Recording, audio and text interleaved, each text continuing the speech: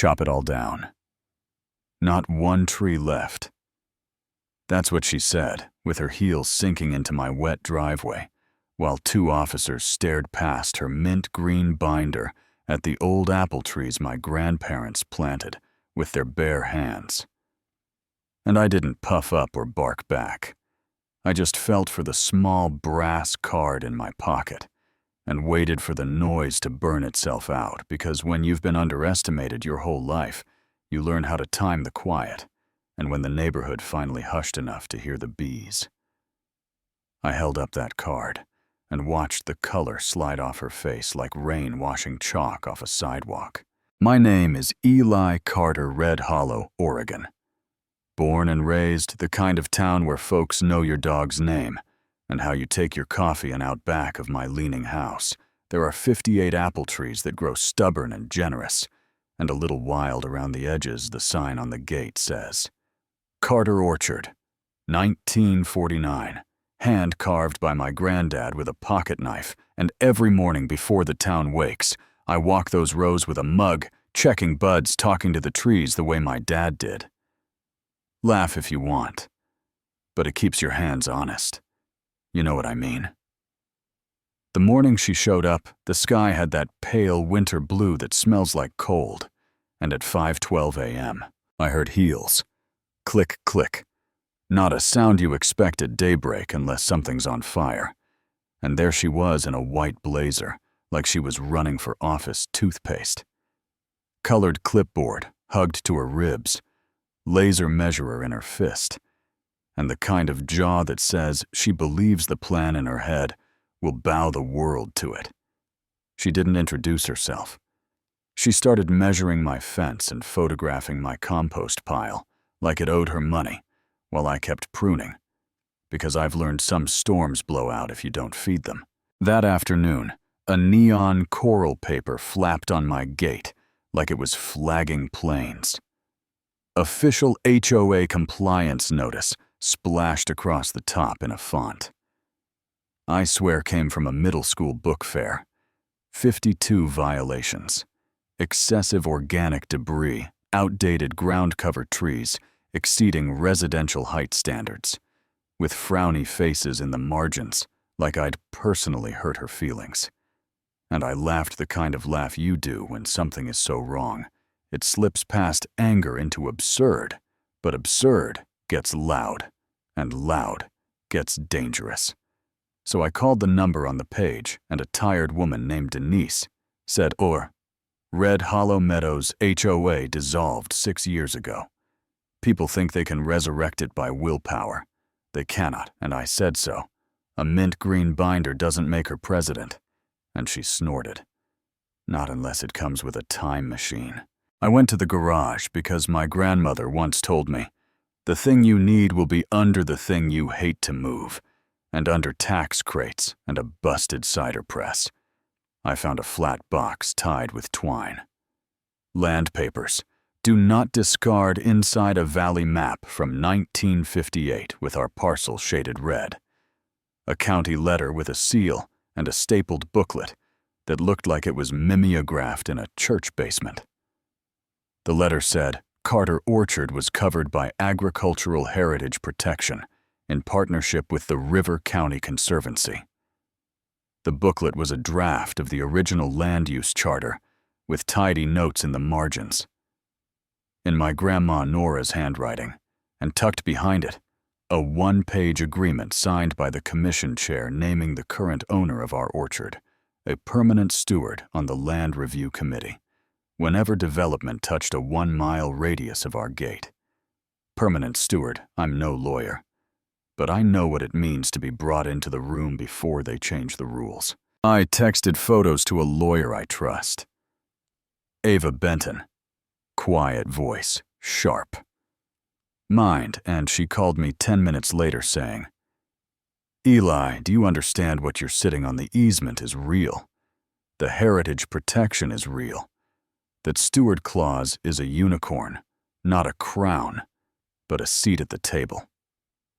If someone tries to treat your orchard like a lawn, they're going to hit a very old, very sturdy wall. And I said, What do I do? And she said, breathe. Document. Don't swing first. Let her tell the whole story. She wants to tell. We'll tell the truth once, and it'll be enough. The neighborhood group chat lit up that night like Christmas glossy printouts on doorsteps, screenshots of ordinances from other towns, bolded words like safety and values. Some folks nodded along because fear wears authority.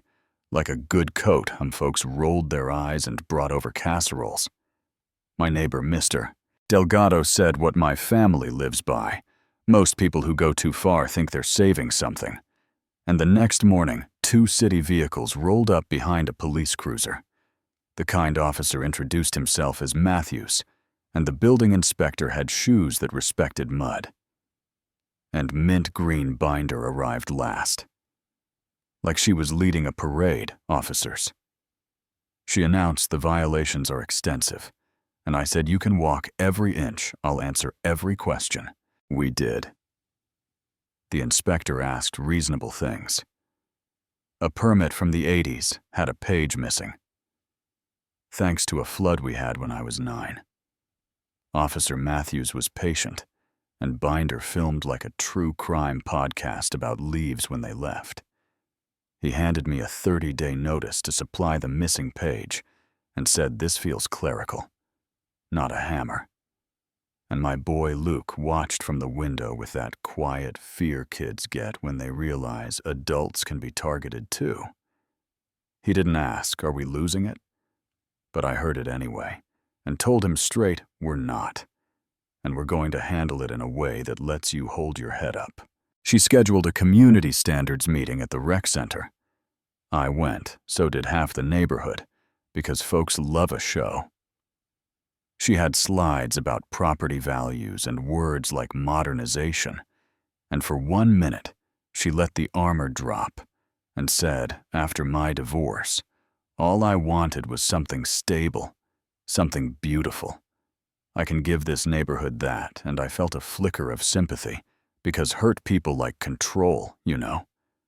But then she snapped the visor back down and called for a vote to pursue legal action to force me into compliance. It failed by enough. And when I tried to speak, she cut me off. Rules are rules. Like that ends any conversation God started when he made trees. A windstorm rattled the house that night, and at 10:40, the motion lights blinked on. A white Blazer. Slipped between my trees the cameras. Luke insisted we install after a coyote hit the chickens. Caught her moving, careful as a cat, placing small plastic bottles near the oldest trunks, photographing them, whispering to her phone like it could make her righteous.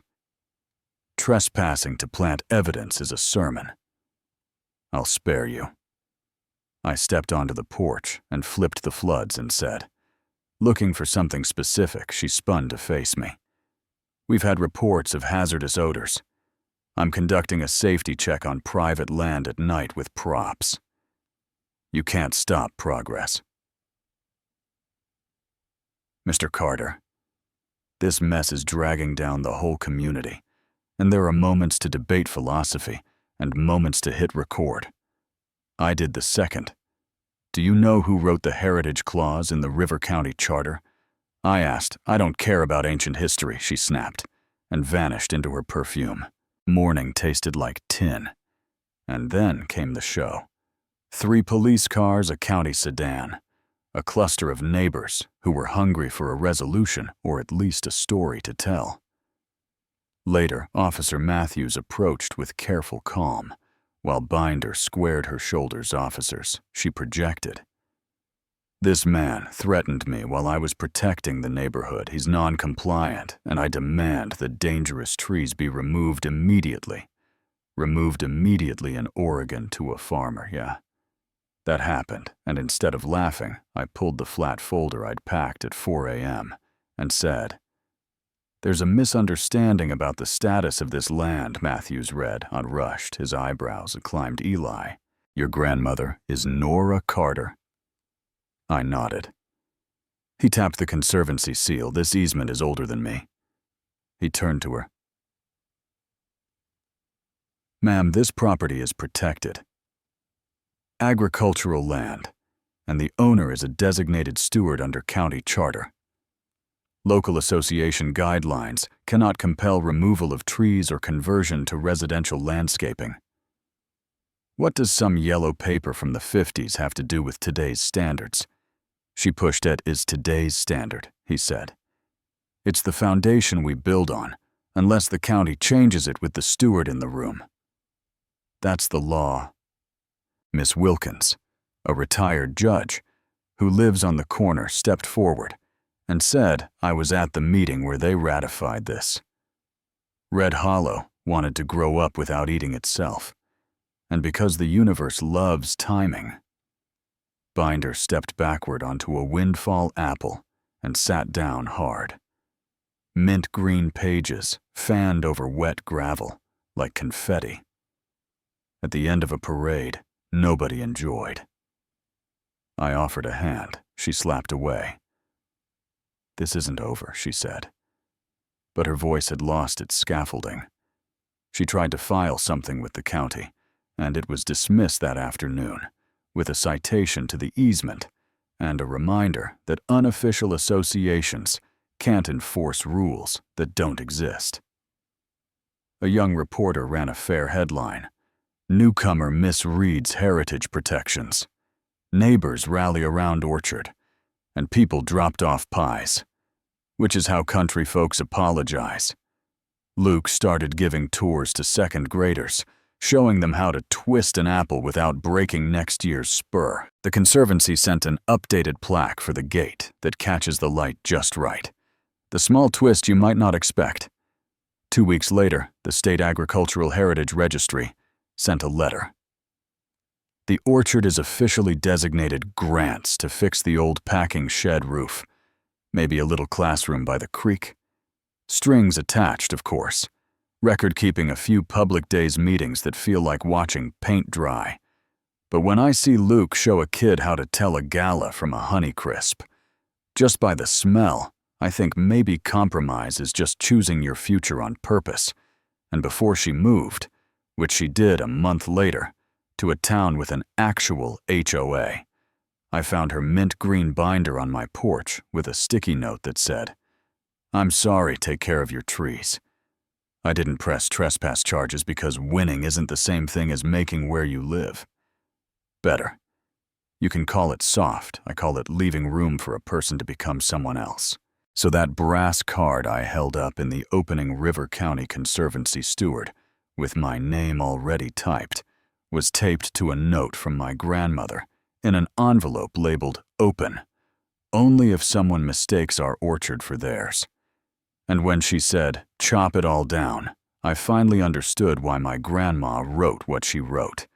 If someone tries to shrink what we are to fit a box that makes them feel safer. Love this place bigger. And that's what I'm trying to do out there, every morning, walking rows, teaching my boy to twist an apple without hurting the branch that feeds tomorrow. Tell me what you think. When do community standards become plain old control? When do heritage protections safeguard a neighborhood's soul? And when do they fence out folks who just want a lawn they can mow straight? If someone came for a piece of your past in the name of progress, what would you save and what would you let go? So your town can breathe. Drop your take in the comments. Argue with me. Tell your wildest HOA story. And if you believe ordinary people can stand their ground without burning everything down, hit subscribe and share this with the loudest neighbor on your street.